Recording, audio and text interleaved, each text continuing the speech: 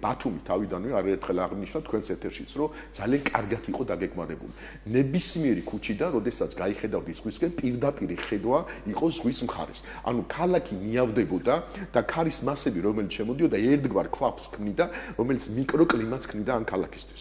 დღეს ეს ფუფუნება ამ ქალაქმა დაკარგა, გარდა იმისა, რომ მიკროკლიმატი შეიცვალა, ხარისხობრივად და წარმოდგენილი ატმოსფეროს ჰაერში წარმოდგენილი მავნე ნივთიერებები გაცილებით უფრო მეტია, განსაკუთრებით ტყის შეწონილი დისპერსიული ნაწილაკები და არა მხოლოდ ეს მშენებლობა, გამონაბოლქვი და ასე შემდეგ. მშენებლობა, არასწორი ტრაფიკი, ხშირ შემთხვევაში ხა ვინც საჭესთან ვზივართ, ხედავთ უამრავი გაუმართავი მანქანამიდით ჩვენს წინ დღის მანძილზე მინიმუმ ორ შეხვდებით ალბათ, რომელიც თვალსაჩინოდ აკვამრიანებს ამ ყველაფერს და ეს ბუნებრივია, არცად არ მიდის ეს საბოლოო ჯამში ჩვენს ჯანმრთელობაზე აისახებს. სამყაროში ყველაზე მთავარი კონტრიბუტორიც ზოგადად ჯანგბადის წარმოქმნის არის ოკეანები და წყალსატევები, ხო? და ამ შემთხვევაში ჩვენი პრივილეგია სწორედ შავ ზღვისპირა, ესე ვთქვათ, გაშენებული ქალაქია, რომლისთვის ჟანგბადის პრობლემა წესით არ უნდა იყოს, სხვა დამაბინძურებლებზე თუ არ გავაკეთებთ კონკრეტულ ვექტორს თუ არ მიმართავთ იქეთკენ და ეს დამაბინძურებლები პირდაპირ გეტყვით, რომ არსებობს გაუმართავი ტრაფიკი